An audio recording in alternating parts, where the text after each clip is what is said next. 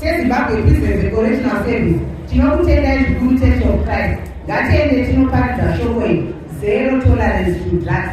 Tiparidze shoko iri, Mwari vari mubatsiri wedu, hatizvigoni tiri tega asi tichitungamidza Mwari. Mazviitei nenguva ino, tinokutendai zvikuru. Muzita raJesu, haleluya.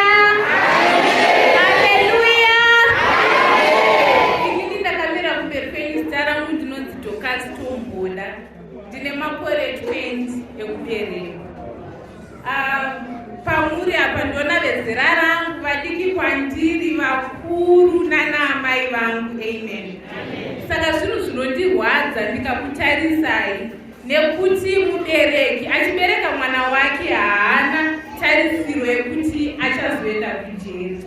Asi inini ndiri panapa nekuda kwemadecisions andakameka kubudikidza nekufuririka neshamwari. Ndosaka iri testimony. Handinyare kuti ndiitaure munhu achitora kamera, nekuti handisi kuda kuti iwewe ubatsirike wega, asi kuda kuti muspread vamwe vari kunzo vaite sei vabatsirike. Donzvo redu hanzi say no to drugs. Ini ndakamira panapa ndaitengesa madrugs. Ndakatanga kutengesa madrugs, ndanyora A-level yangu, ndakanyora last year November session. Ndobva ndafurirwa neshamwari dzakandifurira. Ndafara hangu muno mahama siyana neshamwari dzakandifurira, nekuti ndiri dzakandifurira dzakadziri dzemastreets. Dzekuti kunzi unopisa inge une iPhone, kunzi unopisa inge uchipfeka bhutsu inodhura, maJ1, maSB Donkey zvese takafura neko, mapost uchida kupisa paday wenda kwakati udoposta uonekwe. But ndozvakandisvitsa pandiri panapa. Ndakasungwa musi wa11 January. Musi wa13 maresults angu A-level pabuda. Ndaita macommercials 1914 points. A, BSA, Economics and B accounts.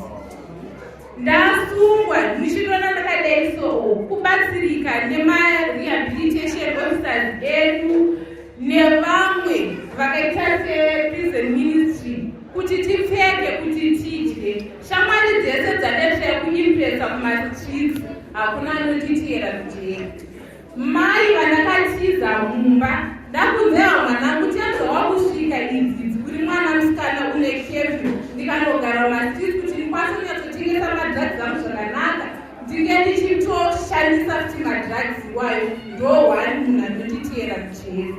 Chiimagina kuti musociety mai ivavo vakuonekwa semunhu akaita sei, nokuti chokwadi ndechekuti munhu wese akaona panoitwa zvemadrugs nemaurayiro ari kuita nyika, vanhu kusangoponda zvedu vanhu, but vanhu vavo they are worse than murderers.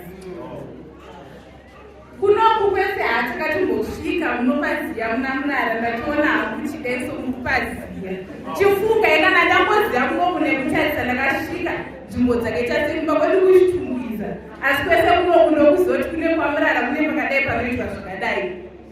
Isusu secommunity we are protecting those people, but at the end of the day vari kutiurayira vana vedu.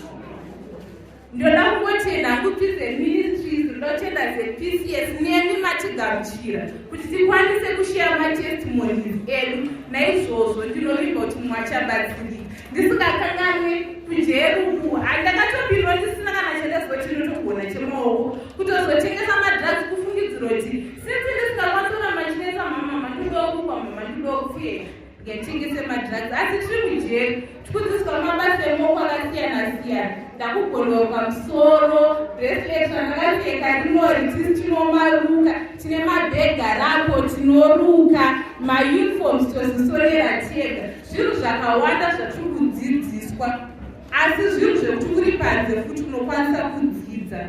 Naizvozvo ndokutenda. Church of Christ.